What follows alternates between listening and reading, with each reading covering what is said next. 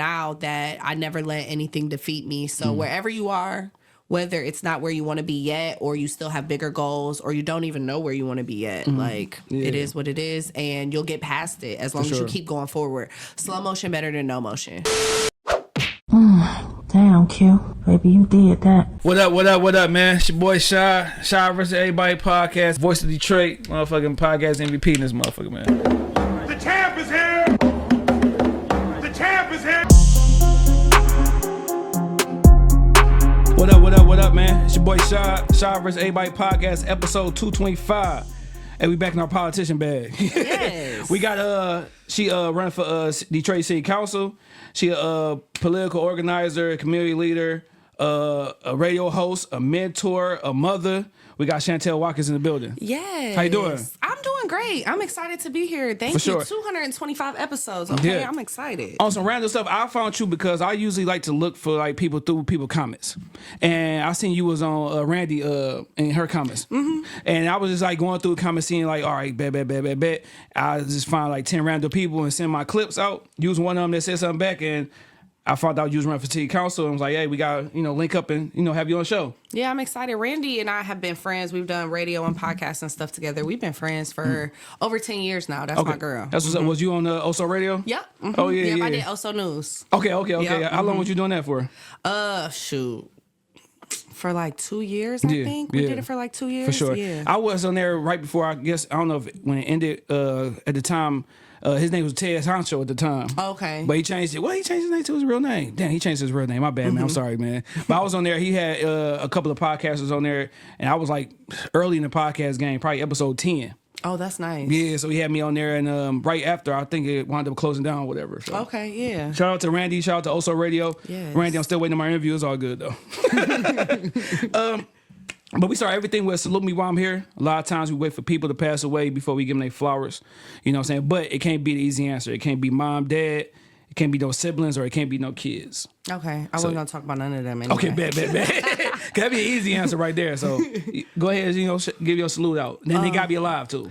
Okay, my salute is to my team. My team: Harrison Shelby, Tracy Pease, John Conyers III, Tashiria Page.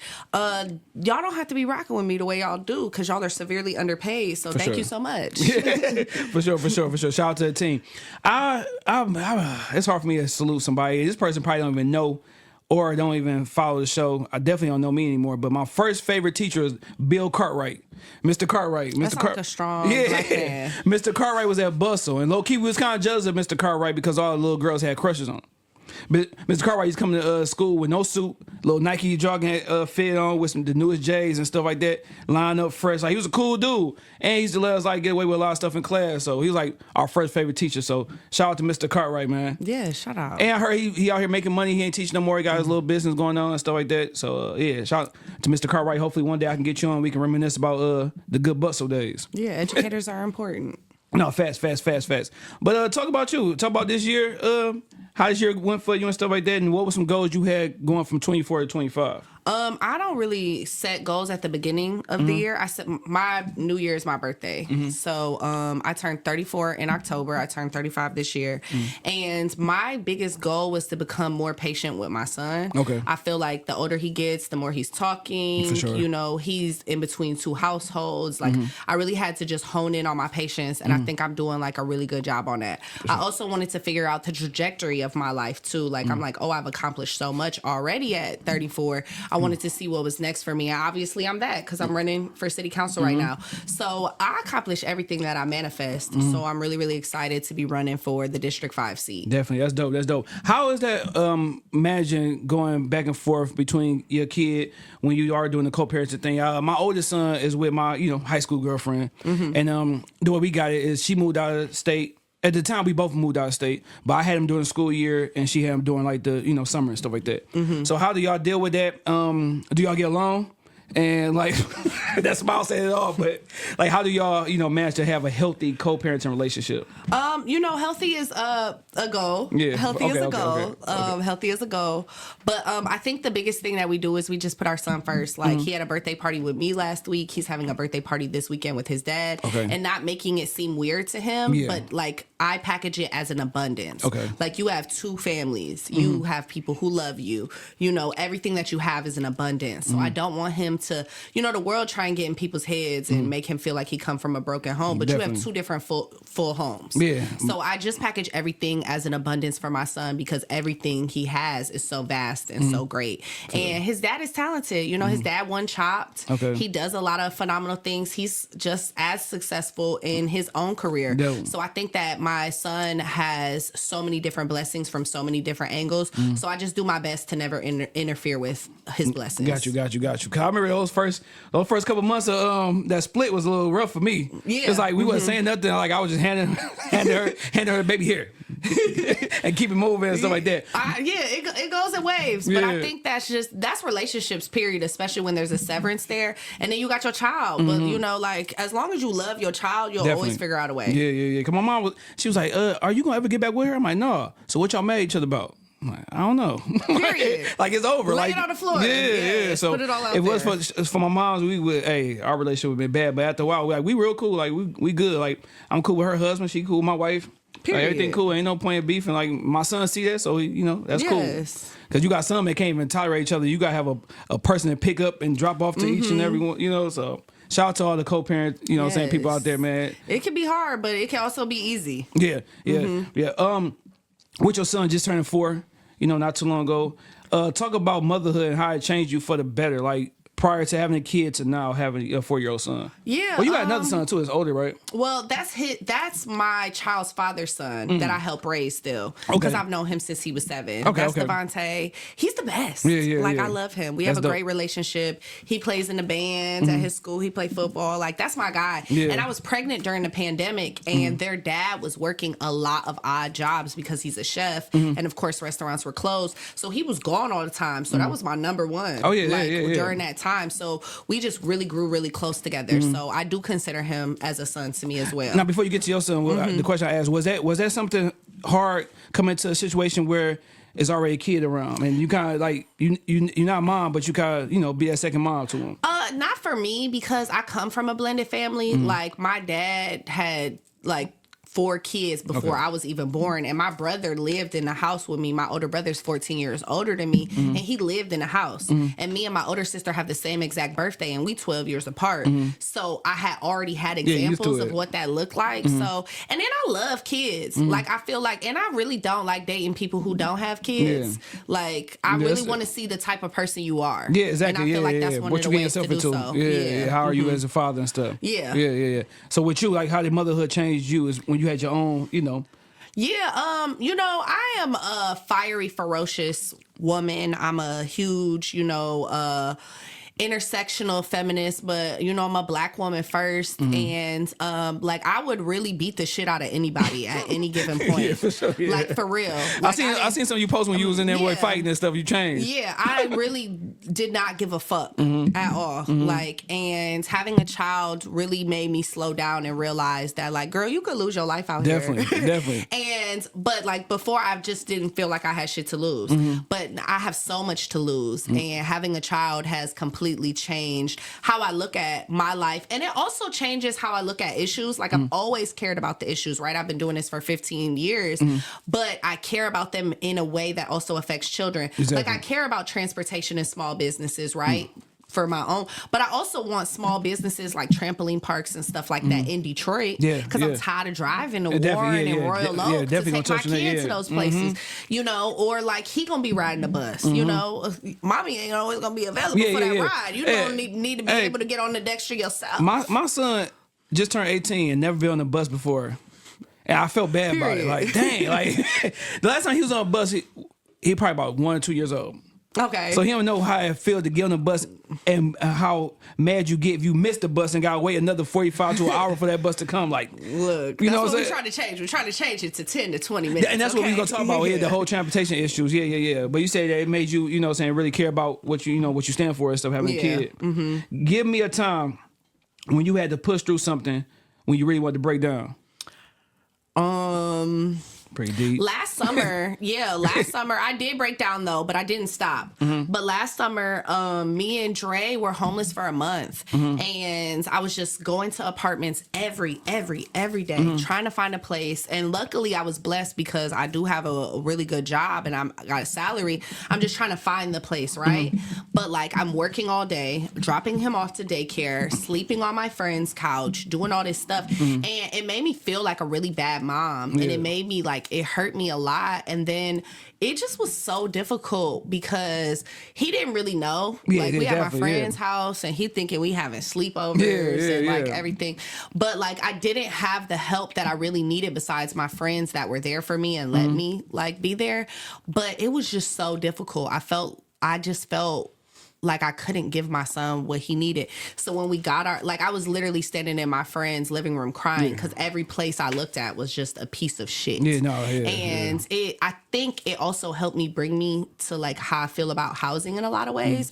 But like it's if it was just me, I probably wouldn't have gave a damn. But like I got a son, and I want him to be able to have everything that not only he needs but he wants. Mm-hmm. So that was a very difficult transition part for me. Okay, and you was just bouncing around from different houses, or like? Yeah, I was staying at my friend Courtney house, my friend Lita house, like, you know, whoever I didn't feel like I was overstaying my welcome with at that moment. And it was just, you know, it was just really, really difficult. And everybody would be like, girl, we know you got money, just find a damn place you want to live at. Like, but it was still really hard on me. Mm-hmm. Like, you know, I was blessed to be like riding through the North End, seeing the Dow leasing and like going in there. They had an open house, but like prayer works, right? Mm-hmm. Like I'm just like rolling around trying to clear my head, and I'm not searching for the apartment, and I, you know, find where we end up living and where we stay now. But I was just like, God damn. No, that's just hard because trust me, he know I came back from Texas and. Yeah, I had to go a year without, like, you know, I'm staying with my wife, she my girlfriend at the time. I'm going, but she got roommates. Mm-hmm. So I'm over there. Then I'm at my grandma's house. Then I'm at my uncle's house. So it's like, I'm on the couch. I'm on the pull out. I'm on the floor. Like, yeah, and I don't think people understand, like, you know, you got place over your head, but it's not yours. It's not yours, and that's still a symptom of homelessness, couch surfing and stuff. Exactly. So like, it's not your shit. You can't just be like, I need all y'all to shut the fuck up. I'm trying to go to bed. Like you can't do that there. Yeah, because my grandma messed me up. God rest her soul. I was staying in Texas. I come back to Detroit like, grandma, I'm about to come back. Things ain't working out here. Whatever. I get back. I done drove 20 hours straight. You know what I'm saying? I knock on the door. First thing she like, I don't know what y'all gonna do. I'm like, grandma, you for real? We've been talking about the last 3 months, me coming back home. But yeah, you know, it took a year and stuff, but we got together. It took less than a year. It took about 6 months. Mm-hmm. Yeah, got everything but it probably straight. felt like a year. Oh no, it felt like 3. Yeah, that 1 month felt like a year to me. I was like, God damn, I just want to be able to get in the shower when the hell I want to. Exactly. Yeah. Like I said, I had my son with me, so it's like you gotta make sure he good, he comfortable and stuff like that. And you that mother crying, trying to make everything straight. Right. And then come back out and be like, we're going to McDonald's. Exactly. Who do you talk to when those times get hard? Like who you got, you know, as your support system around you? Yeah, I have a little sister. She's so amazing. She's my sister. She really that girl. I talk to my sister and I talk to my best friend Courtney. But I have a really great support system. All my friends like usually see me with the same people all the time. Okay. I don't have like transactional friendships. Like we're really able to like hunker down and be there for each other. They've been there for me through so much. So I'm always able to like be vulnerable with my village. Definitely. What now? Like, what do you think you need to work on to be a better version of you? That's with, you know, saying what you do or with your personal life. Like, what do you need to do to be a better person? I need to just always make sure I'm following up with the things that people have told me and like I said that I'm going to do. Like I'm a very list person. Like I have a to-do list, a long-term to-do list, a short-term to-do list, and I check in with those things. But like I want it to become my muscle, not the things that I'm written down. So I'm really trying to put myself into the space place where I'm constantly on that follow up. So that's like one of the biggest things I need to do. Okay, definitely. Yeah, I don't need to work on nothing. Period. No, I got to work on stuff. Perfection. I be procrastinating a lot sometimes, so I just need to go ahead and do it. I be bull crapping. I ain't got better at it. Cause it was once upon a time I just be chilling, like, but I ain't got way better at it. Cause I remember for 2 years we was talking about this. I was collecting Marvin for like 2 years with no type of goals. Just collecting Marvin, wasn't trying to get a job, just get money off of Marvin. Make sure you called on time to get your money and stuff. Like Marvin was a bad boy. I be at my brother games running to go call Marvin before, cause you know if you call after a certain time, you gotta wait to get your money. So instead of getting it Friday, you get it Monday. Explain this to me. So Marvin is for when you're unemployed. Okay. So if you get fired from a job and you work the job long enough, you can collect Marvin and stuff like that. So you collect unemployment. Right. So, back then you could do online. Now you had to call a number. So you had a window between, like, for example, 5:30 to 6. If you don't call within that window, instead of getting paid on Friday, you had to wait to get paid on Monday or Tuesday. Okay. So you had some stuff that was due, you just asked out. Oh, wow. So I'll be at my brother games. I'm like, oh, shoot, you got to call Marvin. So when you call Marvin, it's this automatic system that kind of like give you all these questions. Have you been looking for a job? You say yes, even though you haven't. Have you quit any job? Have you received anything, any type of money? And you answer questions. At the end, you got to wait till they hang up. If you hang up before they hang up, you won't get your money. Damn. Yeah, so then you got call back. Yep. Okay. And you got to wait. So that's going to prolong your money. You're not going to get it Friday. All right, shout out to Marvin. Yeah. Shout out. I got an apartment through Marvin. Like, you got any a job? Like, no, I'm collecting Marvin right now, like unemployment. And yeah, that was funny. Period. Yeah. Shout out to Marvin be looking out. He was looking out for a nice little minute. Well, I'm glad you got goals. Yeah. Back then, I could have went to school for those 2 years. I was collecting money just being a bum. If you had to get this year a movie year, what would it be? A movie year? What you mean? I'm tripping. If you had to give this year a movie title, what would it be? I said movie year. Do that shit. Do that shit. Just do it. For sure. Yeah. Just do that shit. That's dope. Now, if I heard an album or a song that describes you, what would you play for me? You ain't gotta say a word. Ooh, that's such a good question. A song that describes you. It could be a song or an album, and it could be your life right now. It could be when you was in high school, college, just some part of your life. This one I'm gonna play, and it's you. Blessed by Schoolboy Q. Oh, sure, you know about real rap then. Yeah. Yes. Yeah. Yeah, I love Schoolboy Q. For sure. Why that song? What's it gonna tell me about you? Positive thinking through the worst times. Positive thinking through the worst times. For Like sure. he was talking about some really heavy shit in that song. Yeah. But the hook was just about being blessed. Yeah. And I think Kendrick Lamar verse too resonates with me the most. Yeah, definitely. We got a Kendrick Lamar hater in the building. Okay. I ain't gonna say nothing, you know what I'm saying? That's all right. For sure. All right, well, why are we right here talk about hip hop for you, rap and stuff, like at what point did you fall in love with rap? Or just music in general? So, quick story. So, my older brother Jamal, this was my parents were both in the military, so I was born on a military base in Massachusetts. And when we were living there, it was Christmas one year, and my brother bought me a Walkman. Yeah, classic. So I had the Walkman, and he gives me this tape, and it's blank, and he hands it to me. He goes, "Don't tell your mama." So I put it in, and it's strictly for my niggas. by Tupac. Definitely. And dope. I'm literally, and he's like, "Don't say none of the words. Just listen to it." And I remember that, and it was such a core memory for me that at that moment I just really loved it. And I used to get in trouble all the time because we would come visit Detroit and I would come back popping. It was popping back in the day, not twerking, and I'd come back popping, and It Takes Two would come on, and I'd be doing the crybaby and all types of stuff. Throwback, but my dad also used to be a DJ when he was in the military and traveling the world. His sisters would send him records that were hot. And he would play them and do house parties and stuff. So my dad every Friday night would get a pint of Remy, a 6-pack of Heineken, and would DJ in our house. Yeah. That's on hype. It was always so hype, and he played everything from James Brown to Mystical. And he did so I just grew up listening to all types of music all the time. Yeah. And he had a lot of people because it was 7 of y'all, right, incling you. Yeah. So he had a lot of people. Research. Yeah, I tried. Okay. Just a little bit, So so you talk about just being, having everybody in the house. You said, saying 4 Well, kids. they was grown. Okay. So my siblings, by the time he said one me, 14. my little brother and sister were born, they were all teenagers. Okay. My oldest brother, actually, my dad's 71, so my oldest brother is 53, I think, 53 or 54. You like DC on fly? You talking about he got a grandbrother? Yeah, for real. And like my oldest nephew, 31, and my youngest niece is about to be 3. Dang, so like that's the crazy. family, So yeah. my son calls his older cousins like auntie and uncle. Like that's the type of family we got. Yeah. So, but it was.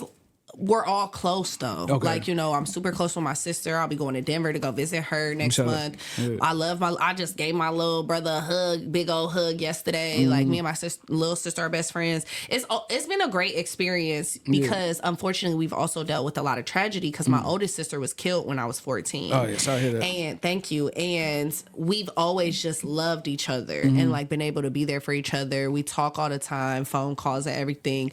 One thing through like all the things that have happened to us, we've always just stood together, and that's like the most beautiful thing. I'm very blessed to have great siblings. for sure, because you got these families out here, man. You understand how like how short life is. Yeah, you losing family, losing parents, losing friends. Like sometimes it's sad to say to lose somebody for you to get tired with your family. Yeah, and we were young. Like we were young when that happened, and like my niece and nephew, she had 2 kids, and like I'm super cool with them. Like I'm just cool with my family in general. I fuck with my family even when I'm not fucking with my family. For sure. Like I fuck with you. You still my family. Just stay your ass over there right now. Exactly. Now, back to rap real quick. Give me your top 3 that you love and your top 3 right now. Like your top 3 like all time favorite and the top 3 that you rock with right now. Lil Wayne. Okay, you a good person. Lil Wayne. Good person. Number 1, 2, and 3. But nah. Lil Wayne, of all time, Kim, definitely, and then Kendrick. Okay. Who I'm fucking with right now. Right now, yeah. Meg. Okay. Glorilla. I like Big Glow. I ain't gonna lie, my son be laughing. I be banging Glow. Yeah. Meg, Glorilla, and Skilla Baby. Skilla Baby. I mess with Skilla Baby. Right now for Detroit though, like the man right now is Bodie James. Okay. I've been saying that like I said it with, when I had Ro on. Yeah. Like he done dropped 4 or 5 albums already this year. Bodie's always been good though. Like back when I was like on the scene and like doing a lot of shit, like I sold him weed. Like like I sold him weed at the dispensary back in the day because he got freckles too, and he always be like, "Hey, freckles, I want that Superman OG." Shout out to Bodie. Yeah, what was the dispensary? My brother probably ran into you. Yeah, I used to work at Green Farm and I used to work at Chronic Relief. Okay. I worked at Green Farm when it was on Gresham and Van Dyke. Okay, yeah, my brother probably definitely walked up in there. Okay, shout out to Bodie James, man. Hey, man, gotta get you on the show. So, was you ever in your rap bag? You ever wrote some lyrics? So I'm a poet. Okay. Yeah, but like, I'm definitely the one who like, don't invite me over to be freaky. I'm a freestyle. Like, I'm gonna freestyle. Get Yo Pack a Black and Miles in a BCD, and we out here. Definitely, that's funny. Yeah, I used to be a rapper back in my day. Period. Back in my day. I can tell by the way you got your brim or your hat, like you folded it. Yeah, back in the day. What's your day-to-day life like away from, trying to be council member and stuff like that, and away from, being a mom and stuff? What's your day-to-day life, life away from all that? You just trying to have fun? I usually, no work, nothing. I like to work out. Life is stressful, so I gotta work out at some point. Like usually an early morning workout. I wake up usually between 6 and 7. Every day? Yeah. I need it. Yeah. Well, I work midnight, so I'll be up anyway. Yeah. So I'll do that. I'll chill, drink my coffee, my breakfast, take my vitamins, take my lizard out. We play for a minute. Yeah. I see you got the lizard. Yeah, my little dragon, Aaliyah Dior Finkel Watkins. Yeah, that's her name. Chill. And then I'm like, I want to see my friends. I want to pop out. Usually involves Don Julio and Prosecco. Okay. And just a good time. Like, I just go where the vibes take me. Like, I'll have a good day, all night. Definitely. Stumbling at 4 a.m. But, like, it's not always, like, a big hype, like, crazy thing. Like, I just like to have fun. What's the purpose? I always wanted to ask, like, why do people put the Don Julio on the top of their head? I don't know. Is that, like, to show, like, I'm about to get messed up? Like, I don't know, but I do it, too. So, like, I don't care. I'm like, what's up? Like what is that? Like like hey, I'm about to. Hey. I've done it with a bottle of Tito's. You know how big a bottle of Tito's is? Yeah. Like, Hold on, Tito's. I don't want to talk about Tito's. That was a drink that this dude, my cousin Lance, was drinking for Yeah, that was a Tito's. It's good. Good old gluten-free vodka. Tito's was a dangerous drink. Tito's, I had drunk Tito's and I was so messed up one time. I was throwing up and trying to hide the throw up from my wife. So I was throwing up inside the refrigerator. I threw up inside the clothes hamper. I was trying to hide it. That's how drunk I was. I don't know why, but I did it. Oh my gosh. Yeah, and the next day she left all that junk right there for me to clean up. I would have too. Yeah, because it was like, oh, she in the bathroom. She ain't gonna see this. You know what? You could have hid it In the garbage. or like in the bathroom too. Yeah, like, but she was in the bathroom. Okay. So I was trying to hide it. Use a little plastic bag, put it in the trash. That's it. I had threw up in a The plastic hamper, bag. the fridge is crazy. Yeah, real crazy. I threw up in a plastic bag and threw it outside, and it was right by the car. When I'm a city council member, I will make an ordinance to ban people puking in the fridge. It was terrible. It was terrible. It was terrible. When the last time you cried that didn't have anything to do with death? All the time. Like I'm a true tears girl. I just be crying. Yeah, I be yeah. stressed out. I feel the glory of the Lord. Like I was at church Wednesday. The Clark sisters were performing. You start crying. Blessed the highly favored. I cried. Yeah. Yes. I can listen to church music. Church music get me a little emotional too sometimes. I ain't gonna lie. I remember we used to go to Kinlock Church. That's where I go. Triumph. Yeah. We ain't been. Oh my God. I can't tell you last time I've been at church. I gotta get back into it. Yes, come visit. Yeah, we used to go. Kirk Franklin will be there Sunday at Huntington. For everybody gonna be there. But when we used to go to like Triumph, them girls were like they was in the club going. You like God, praise you. This is crazy right here. Cause he told me about it. Like, man, it's a dope church. So we had went. I'm like, hey, it's nice. Got the little overflow of it, everybody, whatever. But yeah, the women it was crazy. It was crazy. Yeah, have a good time. Yeah, I forgot which one we went to. Which one we went to? Southfield. Oh, East Campus. Yeah. That's where I be going. Yeah. Come on through. Oh, East Grand Boulevard. Yeah, shout out to Kinlock. What's something that you wanted to be that you never told nobody? An astronaut. Okay, why you didn't pursue that? I'm horrible at math and science. Me too. Immediately, no. Yeah. Immediately, that dream was deferred. Yeah, it's over. It was over, huh? Now, growing up, I know you know what I'm saying, you stayed all over the place a little bit. I know you primarily was on Finkel, Wyoming, right? Mm-hmm. All right, talk about growing up. You know, you kind of touched on mom and dad being at the crib and stuff and having your siblings and stuff like that, but just talk about growing up and being from the West Side and schools you was in and stuff like that. Yeah, growing up sucked for me. I love being an adult. Being a child was literally the worst time of my life. I just went through a lot. Yeah, I was like, dang, worse. Yeah, it really was though. Like I just went through a lot. My sister died. My mom had cancer. My grandma had cancer. My dad battled with alcoholism. Mm-hmm. Like we really were in a lot of people's houses. Mm-hmm. You know, like life was very, very difficult for me growing up. So we lived on Finkel in Wyoming. We also lived on like 6 Mile and Stout. We, you know, eventually my parents bought a house in Southfield. I graduated from Southfield schools. I went to college. I didn't really fuck with Notre Dame. I came home, went to University of Detroit Mercy, and I was just on my own at that point. And then I just have built the life that I have now. But growing up was very difficult for me because I dealt with so much tragedy as a kid. Yeah. So, a lot of the stuff that I care about and a lot of the reason why I always feel blessed and I always feel good is because I know I'll never be that hurt again. Yeah. Like no matter what I go through, I'll never return to that same level of pain. Yeah. So moms, and you said cancer, they good now? Or? Yeah. Mm-hmm. My mom had breast cancer, and then the day after her last radiation treatment, she got into a huge car accident where she broke her pelvis, her spine, teeth in her mouth, like everything. So I had to grow up really fast. I ended up taking care of a lot of my siblings. You know, my dad had to work and his job had him travel a lot, but he couldn't come home. His insurance was paying for her treatments and, you know, everything too. So it caused me to like, she was in the home, but she couldn't even get out the bed. Yeah. So some mornings I'd wake up at 5 a.m., make sure she had all the shit that she needed, send my brother to middle school. Me and my sister would go to high school, then come back and then I was my class president and my student congress president at the time. And like, just like, I just had like, school was like the safe place for me because I wasn't dealing with none of that. So I really invested a lot of my time in school when I was a kid. But it was just very difficult to like come home and deal with shit that some people never have dealt with in their entire life. Yeah, you supposed to come home, do homework, have a good time, and you got real stuff to deal with. Like changing catheters and shit. Yeah. Like, you know, it was difficult. Yeah.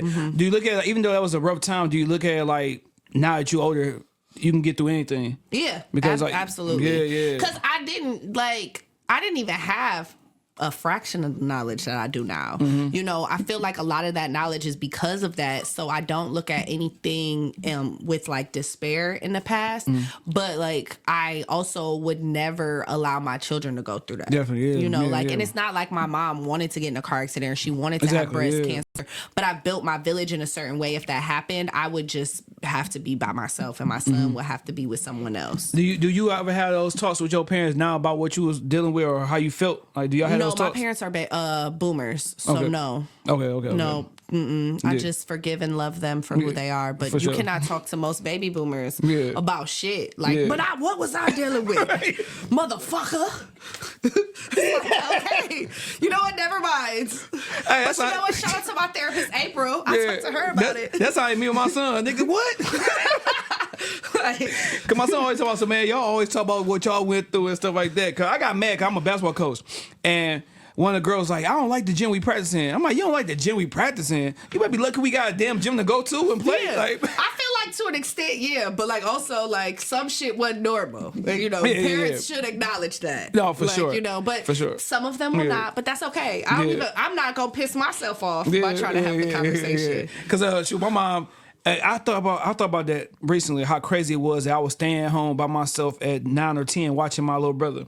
And then I'm thinking about my son right now. I wouldn't dare leave him at home Hell at 8. nah. The house gonna be over. Like, but she put a lot of trust in me. I remember I got robbed while she was, you know what I'm saying? my God. My man knocked on the door. I was like, I'm like, who is it? Like, your uncle. So he signed my Uncle Kenny. Open the door. Nigga pushed me out the way. Going through the apartment on Kirchville and Van Dyke. So I put my little brother Malcolm in the closet. Me being 8, I'm thinking he gonna steal him. So I put him in the closet, you know what I'm saying, sit him down. He just go through the crib and just take everything. And my mom come home and he run out. She chase him. The whole hood chase him. Then they didn't catch him, though. The police caught him. My dad wound up catching him a couple months later and beat him. So, yeah, but yeah, we had a little crazy little life, man. I feel it, but you shouldn't have opened that motherfucking door. I know.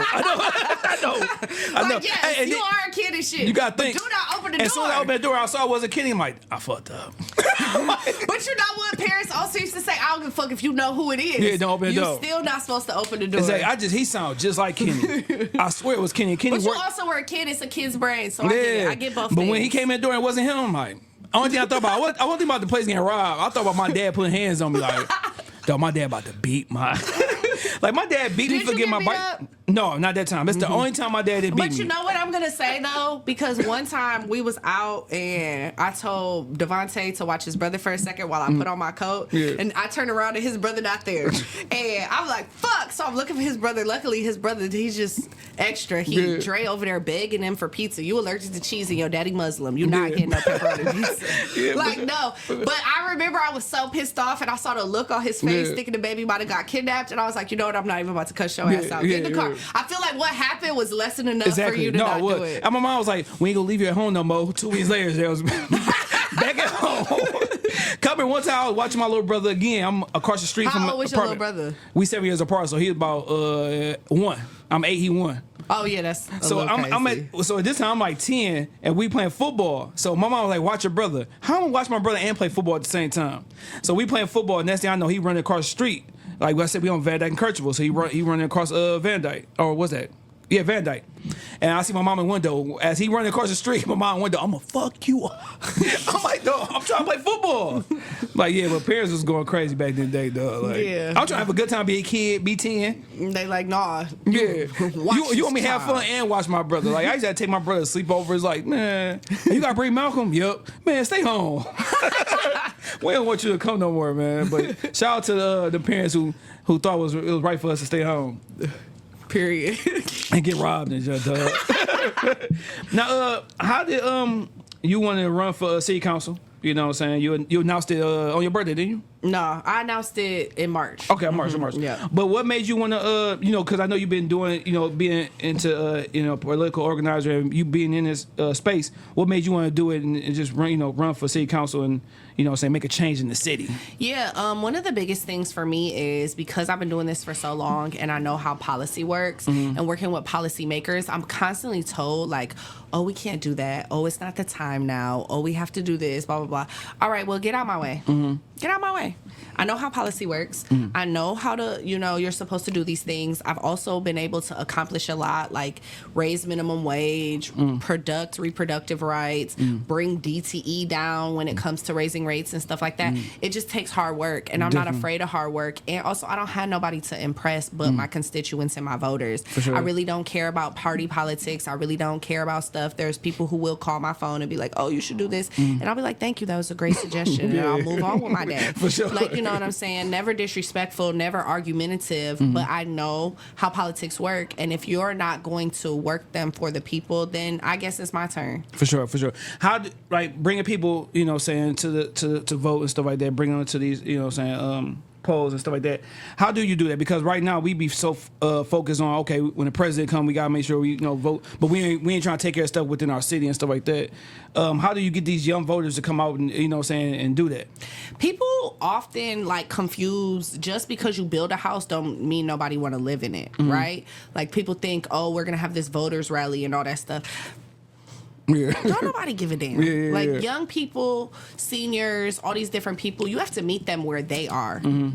So there's plenty of places where people already are. I done been in a club passing out flyers. I go to people's doors, I go to senior events. I'm at wherever people are at, because if you constantly keep showing up for people, they'll show up for you. There'll be plenty of people who probably haven't voted in an local election ever that are going to show up to the polls for me, because I keep meeting them and talking to them and having real conversations, because I know that I wasn't a very consistent voter until I was 26. Because people weren't talking to me about it. Sure, so it's oh, okay, I hear you, but why the fuck do I care? Exactly. So having those conversations and talking to people about the issues, letting them know the actual function of the city council seat as well, because people will promise you oh yeah, we gonna lower rent. Baby, that's not how the law works. You don't have the power to do that, but what we can do is protect renters' rights and having conversations with people and being honest with them, and also showing up as myself. A lot of times I know that the people who are in my race, they wear suits, that's who they are. They talk a certain way, that's who they are. They show up to certain spaces, that's who they are. I'm everywhere looking comfortable, because I'm about to go knock doors, I'm about to go do this, I'm going to do all these different things, and I'm going to continue to do that because people believe in people they can feel. Exactly. Not just ain't putting them in the front. Stuff. Doing a little hello. Putting their little voice they on. Girl, ain't nobody ever heard you talk like that. I know, real people. But can that mess you up in the long run too? Being so real that they won't accept you. I don't really care about being accepted. The Lord accepts me, and I love myself. For sure. When it comes to being accepted in that way, that doesn't matter to me. For sure. But what matters to me is fixing things and changing things. I might have a longer road because I refuse to conform, but anything that I've ever set out to do, I've always been able to accomplish it. It just might have taken me longer because I don't take shortcuts. Yeah, definitely. Now, you say you didn't start really voting and getting to it when you was 26. I remember the first time I had voted was for Barack Obama, of course. You know what I'm saying? Same. And then I was like, I'm really looking into this stuff and really be on it. I lied. Yeah. The next time I voted for Obama. I turned 18, his first term. I voted. And then the next time I voted again was when he ran again. Yeah. I don't even think I knew there was another election before that and stuff. Yeah, exactly. And I'm on there I'm looking at people's names who got black names and stuff like that. who sound like they relatable. Now, talk to me, because I say in the volume. So when you going to vote and stuff for your city and you outside Detroit, is your vote gonna really matter when you out there in those areas the volume where it's mostly white, that many black people there and stuff like that? Yeah, even if your candidate loses, they look at how many votes that person got, how much they might have. So there's a race in Dearborn, for example, that they're trying, their state rep. They only won, I think, by 1,500 votes in this last election.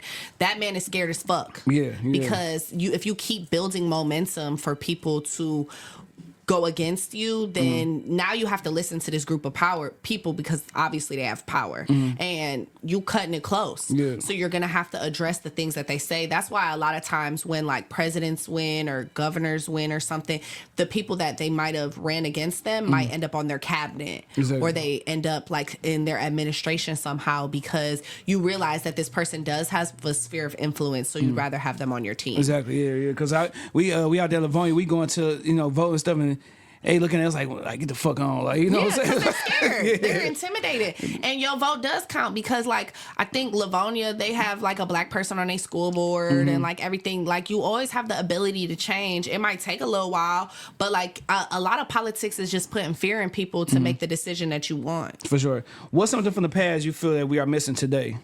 Like, I feel like, you know, with after school programs, I don't really see like a whole lot of after school programs anymore. Like things for the kids to do after school. You got a couple of schools that, you know, that have things that's going on, but back in the day, it's like it was so many different outlets for us. And I remember like just being on the east side, we can go to the Brewer, we can go to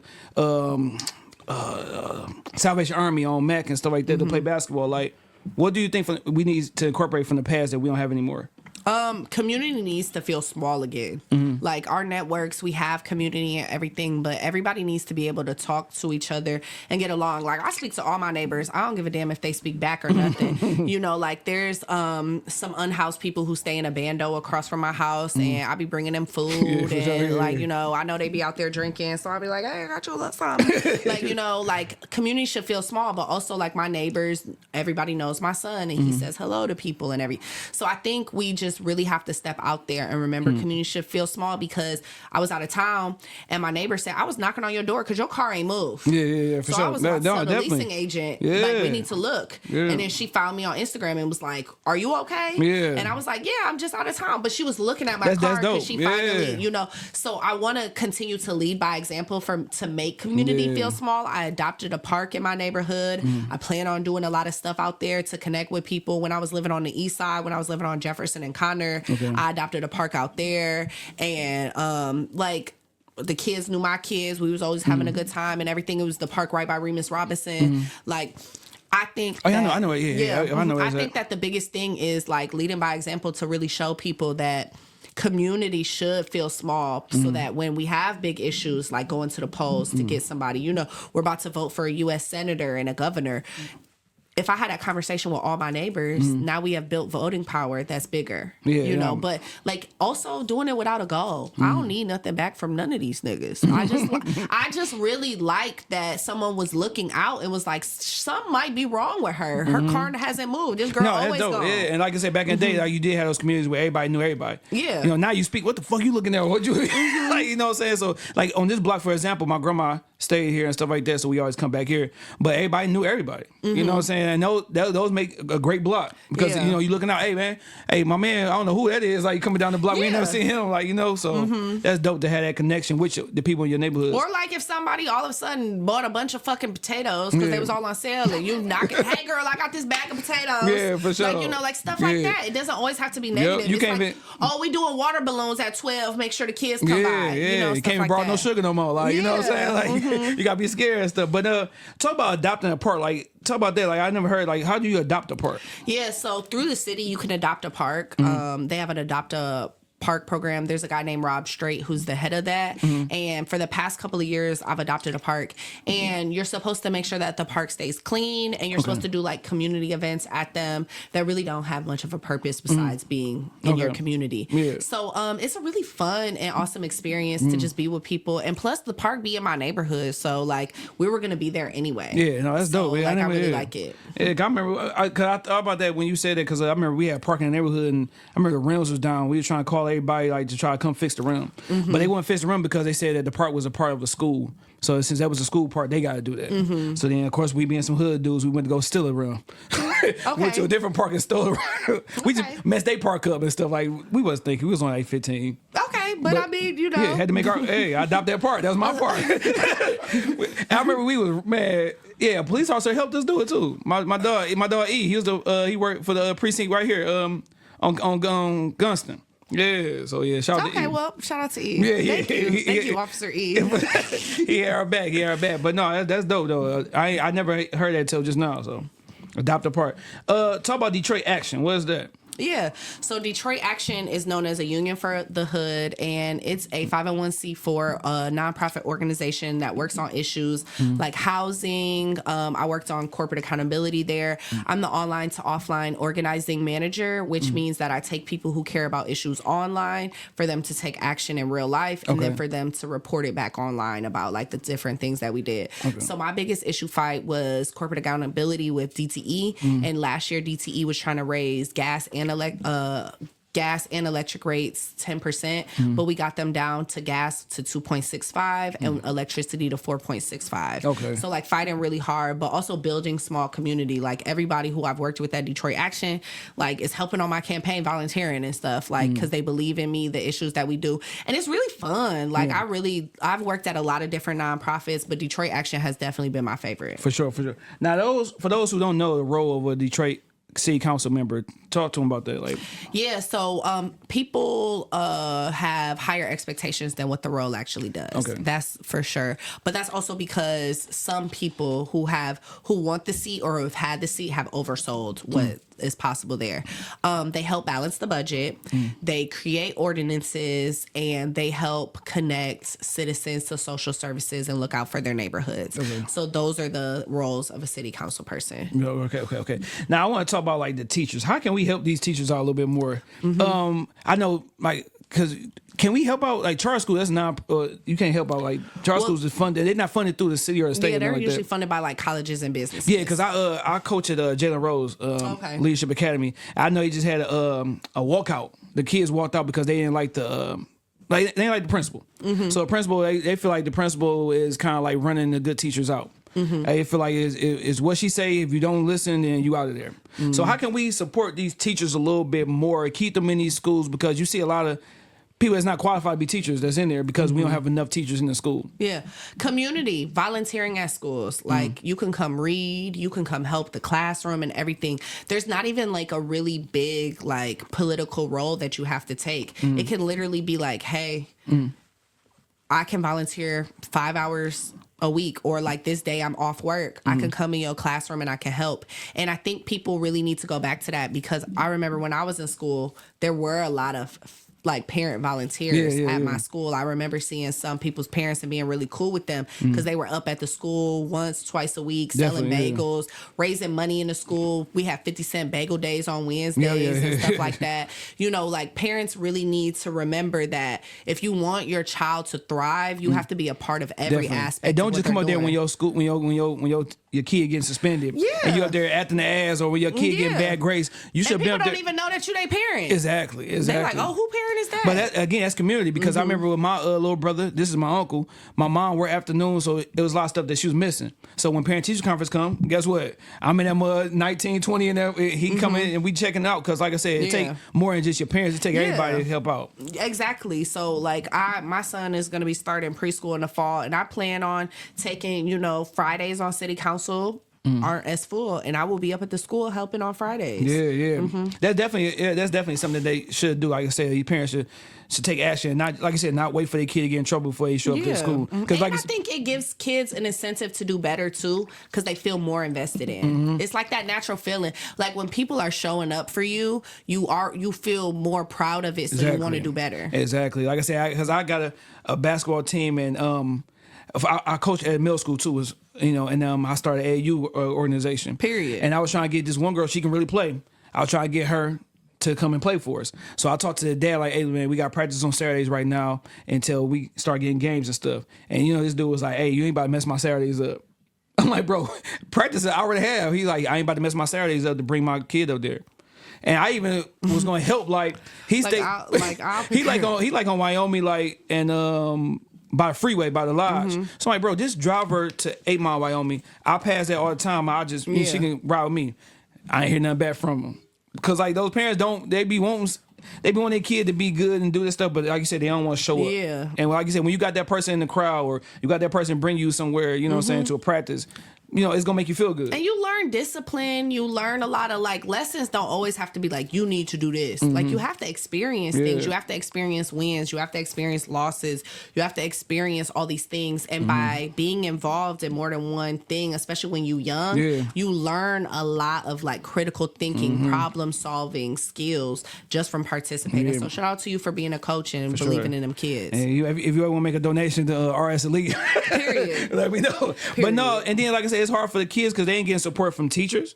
They ain't getting support from parents. So now they just out here. Yeah. And you wonder why they became this criminal, or they did some stupid stuff. Like they ain't got nothing to go and look forward to at school or at home. Less YNs, more YMs. Yeah, for sure. Yes. For sure. But that's a community investment.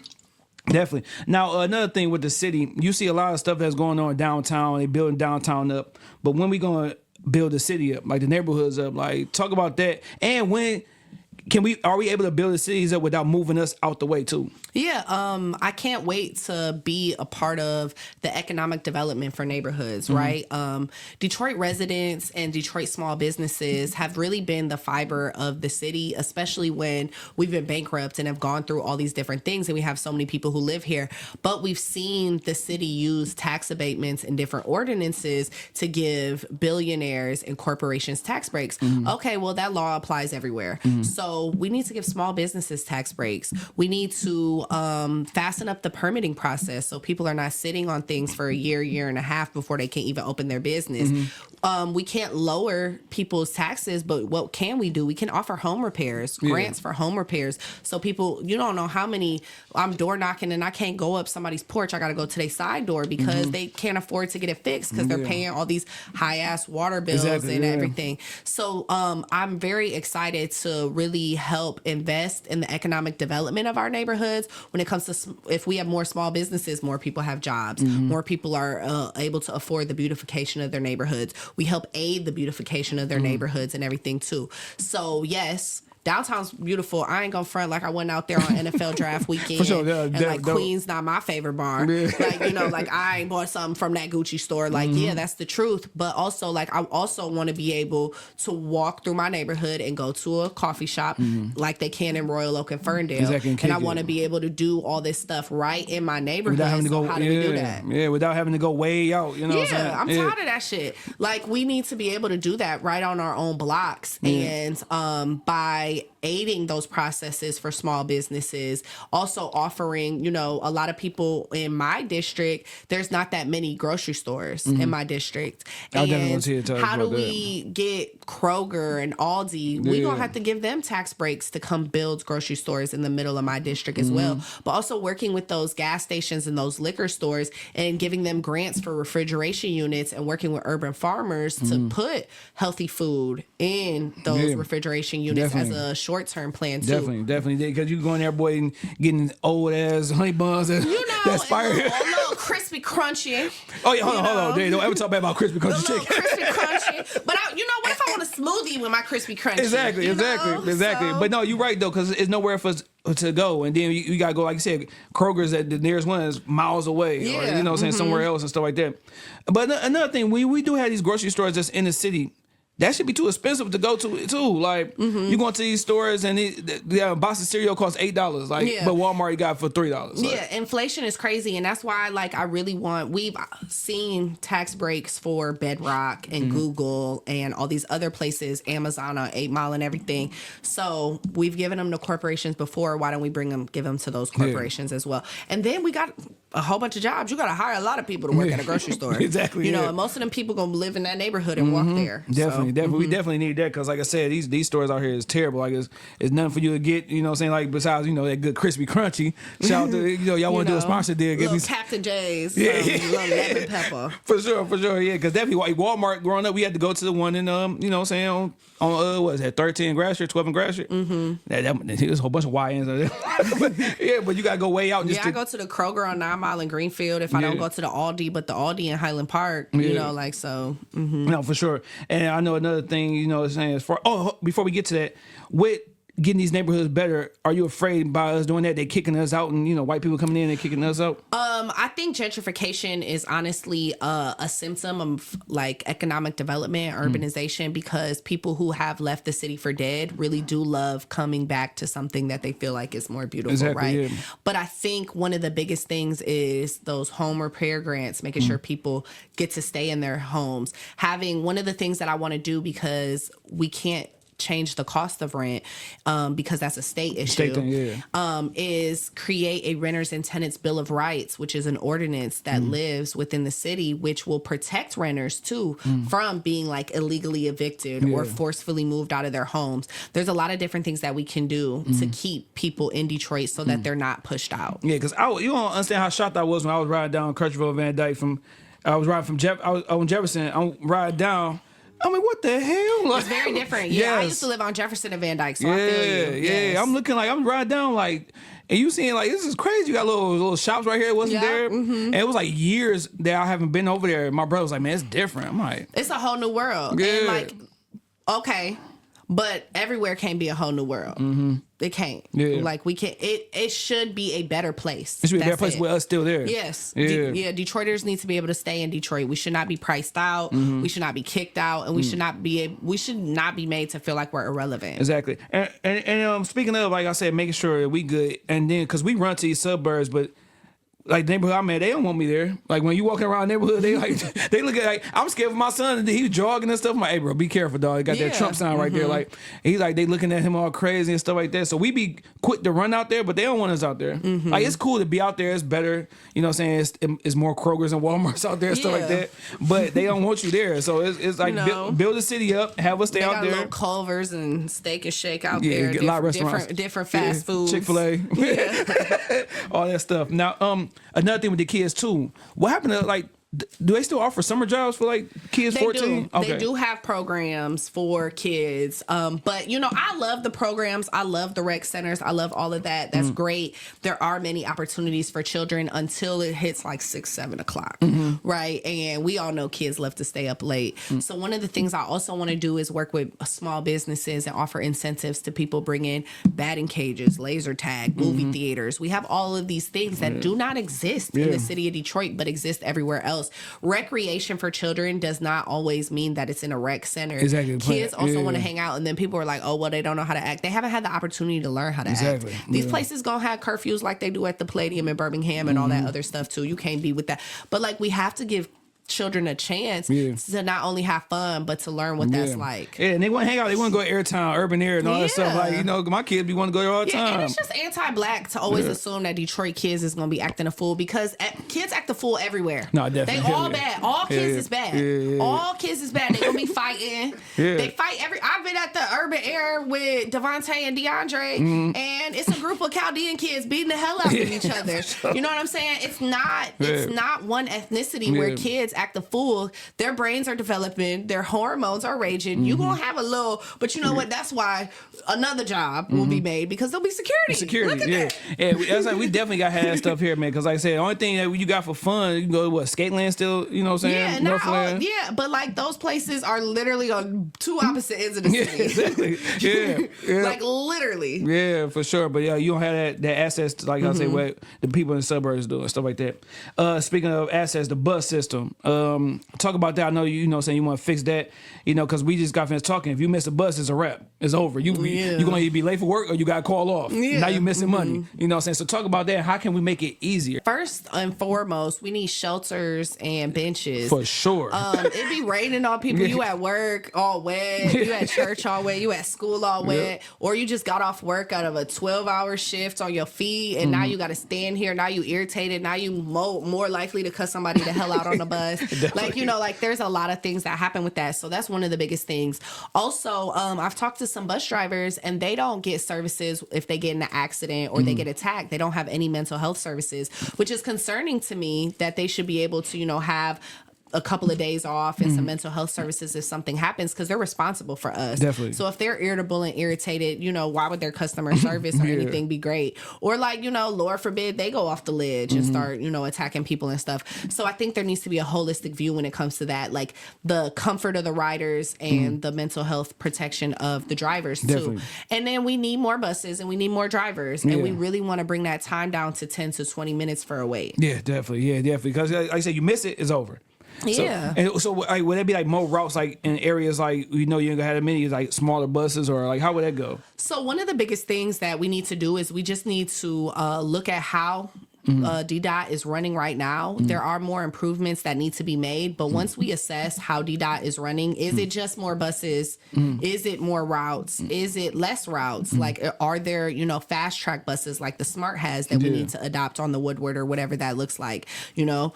But there's a lot of times before I don't make a full length plan until I get there, because there are things that are working and we want to work out the things that we can improve and take out the things that aren't working. sure. And I don't like to over assess someone else's work before I have my hands in it. For sure. Because, man, I used to hate, like, growing up, was you on the bus?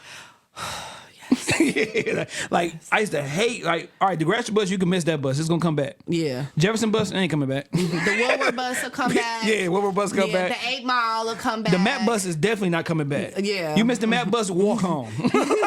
Yeah, I took the Dexter. Okay. The most. Yeah, the yeah. Dexter. That's the longest fucking bus ride. You know, I used to see the Shoemaker bus and I'd be like, where the fuck is that going? Like, what's the route on that bitch? No, it's another bus that used to. What's that bus that you go out Connors? Which one is that? Which one is that? Is that the? Dang, I forgot. But that bus, another one. You miss it, walk home. Yeah, you gonna get home before you get to before the next bus. The bus was real hard to get on. Yeah. Like it was like, dang. I know you got a bus recently and stuff like that. You said it was a lot different, cleaner. It was clean. I was like, oh, these seats not wet. Yeah, Oh, yeah. look at this. Hey, when you being young, you get on a smart bus, you felt you felt good about yourself. It was so different. It was clean. Yeah. It was summertime. The air blowing. The transfers are just for 4 hours. Like it's just 4 hours, and like I'm like, wow, this is crazy. Yeah. Like I don't have Because to. transfer used to be all day, wasn't Like, it? well, no, like some of them you can buy the passes, but they're like they're nicer, and then you can put an app in your phone, so Yeah. you ain't gotta lose your Oh, ticket shoot. and Yeah, stuff, that's and you can crazy. like show it to the bus. I'm like, this is nice, Man, yeah, because I ain't been on a bus in a minute. I told my son we was gonna get on a bus just for the heck of it. Because they ain't never been on there. Like, but you know what? I feel like we should all teach our kids how to ride the bus, because you never know what'll happen. What if your phone die? Exactly. And you can't get a lift. Yeah. And ain't nobody Yeah. letting you charge it. For sure. Teach your kids how to ride the bus, y'all. Yeah, because there ain't nothing like running for a bus, boy, and falling or you. That it leaving you because they didn't have no mental health services. They pissed off. They're not waiting for you. He see me. They left you. He see me. They left you. They like the last person Man. that I did this with. Cuss me the hell out. Ain't No, nothing. I'm out of here. Ain't nothing like missing that bus because your heart be broke like dog, especially when it's wintertime and it's cold. You and them are like, bro, like how can we make these bus stops safe too, though, like for women, and young kids, and stuff like that? Like, I think shelters and benches are like the biggest thing, but I also know that like I'm not a biggest advocate for the way public safety has been ran in past years, and I think that the city of Detroit has done a very great job of increasing community policing and having like neighborhood police officers who really work with the neighborhoods and stuff. But I think if we concentrate on more stuff like that, like increasing how people feel safe and how people show up, that's one of the biggest ways that we'll be able to do that. now you was talking about like small business owners, like, you know, is it hard for them to become business owners in the city of Detroit, and how can we help them, you know, saying thrive and, you know. Some people have had a difficult experience. I have talked to business owners where it's taken them a year and a half, 2 years to get their permitting. And you're still paying taxes on that building. You're still having to do all that stuff. And you can't even turn a profit yet. So really relooking at the way that we do zoning and how we do the permit process to ensure that people are able to open their business in a timely manner, and it'll encourage them to open more businesses too once those become successful. Because if you open a business and it's successful, but the city, you know, dicked you around the first time, you're less likely to do so. For sure. Yeah, shout out to all you business owners, man. Keep it head up. Yes. Now, team. I always ask, like, you know, I have a lot of rappers on here, you know what I'm saying, actors, actresses, like, who is your team around you? Like, do you have a team around you? I know I met your campaign manager. Yes. Like, talk about your team around you, the people that's helping you, you know what I'm saying, get to where you need to be and be the next councilwoman. Yes. So my campaign manager is John Conyers III, and yes, that is his daddy. Okay. And he's also my best friend and my son's godfather. So he's a great part of my team because he also understands how much my heart is invested in it and how much it means to me as a mom. So like, yeah, he came and picked up he booked this interview, came and picked up the baby, took him to his daddy, like, you know, like things like that. So it's really great. But also because he's my best friend and he's invested in my family, like we be arguing because he'd be like, no, you ain't doing that. That's not a good idea. So like not having yes men around me. Also, Harrison Shelby, he's affectionately known as Mr. Community by a lot of Detroit. And he's very invested in making sure that we're making all of our marks and that we're kind to the people who come and volunteer to us. He sends out thank you notes. He does a lot of the stuff that I don't have time to, but still still represents my heart. I have a very working class white lady named Tracy Pease with a rough, scruffy voice who's out there doing field stuff, knocking doors, and she's a hellfire and she's amazing. I also have an intern now named Tasharia Page. She's a young entrepreneur who also wants to make sure that her business is like good on a social front, right? And it's still equitable and social justice, specifically pertaining to like Black women. So having her a part of the team is great. And then I got tons of volunteers and my friends and my family. Shout out to like Sergio Martinez, who like there's a lot of people who've been displaced in District 6, which is mainly Southwest Detroit, who now live in my district. And he's doing a lot of the translating and making sure that, you know, their issues are represented, because a lot of those people are also voters and they're citizens of Detroit. So I just have so many people who believe in me and who work with me, and it makes running a grassroots campaign a lot easier, because like even when it comes to donations, we've had almost 300 people who have donated to the campaign too. So like everything that we're doing is really community based. So every single person is important. That's dope. And what's this thing about $5 Fridays? Yes. Okay. Today's $5 Friday. For sure. Yeah, give me $5. Well, get a campaign $5. Don't give me $5. I don't need $5. Okay, but the campaign does. Okay, I gotta pay my people. We gotta get shirts. We gotta get out here. We need commercials. We need it all. So $5 Fridays. Yeah, ChantelForDetroit.com. Yeah, that's dope. What's some young nigga shit versus some shit you've been through? Meaning, what's some stuff that you believed in as a young Chantel that you don't believe in no more? Was something I want to say out loud. Yeah. I used to use like some slurs I would never use. Little R word, little F word back in the day. Like I'm a 90s baby, so I heard that stuff all the time. But I wouldn't dare say it. Okay. Yeah. For sure. So now you running for City Council District 5. Yes. Talk about the neighborhoods in District 5. Yeah, it goes all the way from like Dexter and Davison, all through like Boston, Edison, Virginia Park, North End, Midtown, downtown, part of downtown. All the way down to like Jefferson and Mount Elliott. So West Side, East Side, and all in the middle. For sure. It's big as hell. It's the biggest geographically. Yeah. And you moving around a lot. You've been all over the place. You think that kind of helped by you, you know what I'm saying? I've lived on the East Side, Southwest, West Side, downtown. So because I also know how those neighborhoods function. Yeah. Now I do this thing called, shout out to P. Diddy. Hopefully you ain't do none of that stuff. But making the band. You know what I'm saying? Yo, this is your making the band story there. So we're gonna do your making the band. If you had to make an album using Detroit artists, singers, rappers, producers, whatever. This is your band, 5 people, and you think this is gonna represent Detroit in the right way. Okay. My first song would be by Bev Love. She's an amazing singer. Does it have to be a song they already made, or like what my song would be? Oh no, it ain't gonna be a song. Just just Bev Love. These 5 people are gonna make up this album. I would do Bev Love. I would do Aretha Franklin. She got to be on there. Strong Black woman. I would definitely do Sada Baby too. Okay. I would do Skilla Baby and Cash Doll. Okay. Cash Doll, Skilla Baby. Oh, but no. Honorary bonus track, Stretch Money. Stretch Money. Yeah. Shout out to Stretch Money, man. But some boy Cash Out too. Okay. That album got a lot of people on it, because that's all I be listening to. You DJ Khaled and that. I know. Like, we got a song with a bunch of people on it. Yeah. For sure. I would have said Ice Vezzo, but he was doing too much for Trump and Robert Kennedy last election, so pissing me off. What's the worst advice and best advice you ever received? The worst advice is for me to change the way that I act so I can fit in. Okay. Because fitting in sounds crazy. Forget that shit. And most people don't what is fitting in? People either like you for who you are or you don't. The best advice I've ever gotten was to listen. Okay. It's very important to listen. You can't get anywhere without listening. You got to listen. Yeah, definitely. Towards the end now. What do success look like for you? What is success for you? Success for me is having a child that does not have to pay for years of therapy because of what I've done to them. Honestly. Yeah, no, for sure. He might need a little therapy. Life happens, but I don't want him to be like, not on your consistently for 15 years. Yeah, all because my mama. Yeah. So. Is there anything new that you want to start outside of this? No, I want to start outside of this. Hell no, I'm busy as fuck right now. But eventually I do want... I want to go to Alaska so bad before the glaciers are gone. Okay. That's okay. the goal. Okay. And I kind of want to go a couple times and do a couple of different things. Okay. Like I want to go on a cruise to kind of like get my feet wet. Then I kind of want to go on an excursion. Yeah. And then maybe just come a little off the grid or something. Okay. Now at the end, I got this thing called what's worse. I give you two things. You tell me which one's worse. Okay. All right. What's worse? Find out your man cheating in action or through text? Text. Text. Okay. What's You worse? can't put your hands and feet on nobody. Again, what's worse?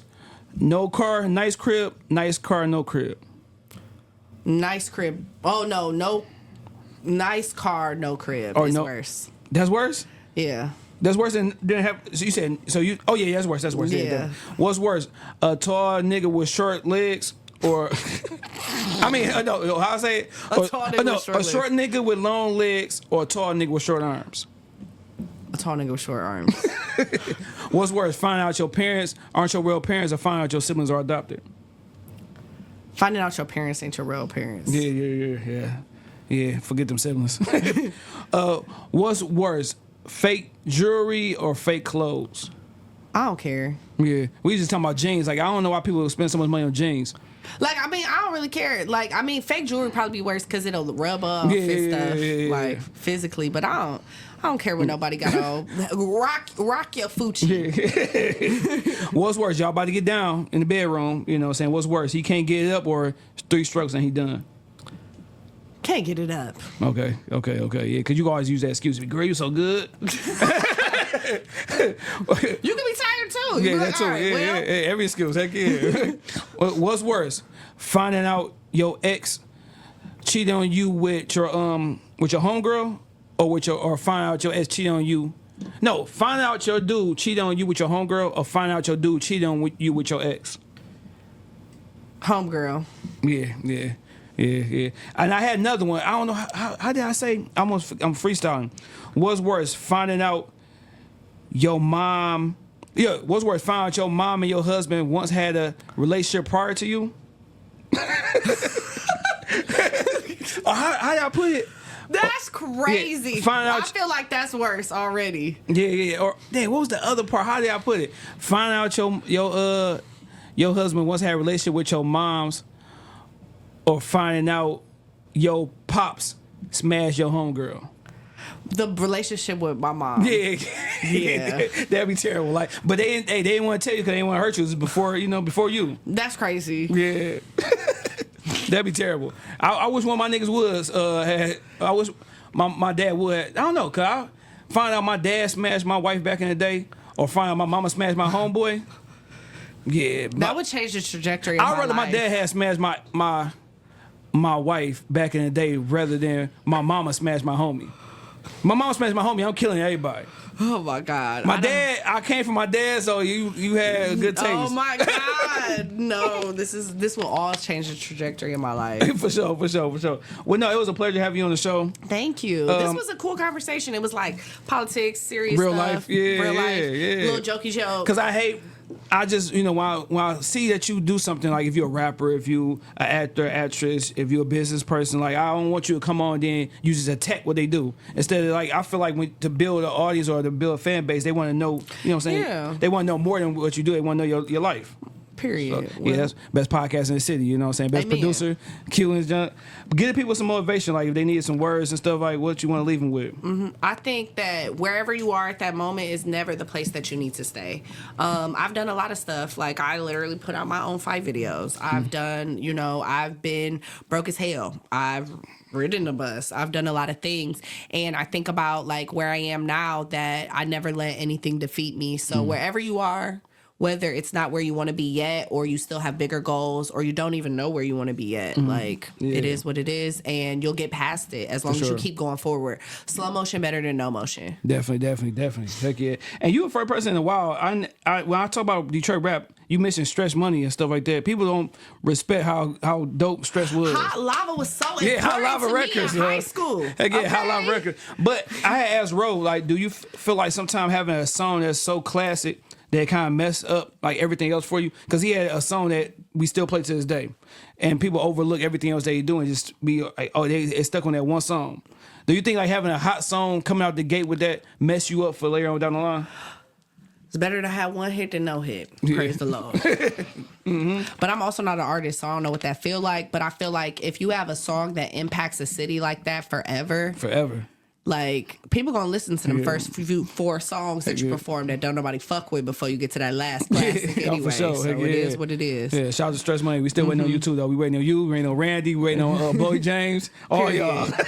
But no, it was good having you. Let the people know where they can follow you, how they can donate to the campaign. Follow, you know, saying what you got going on.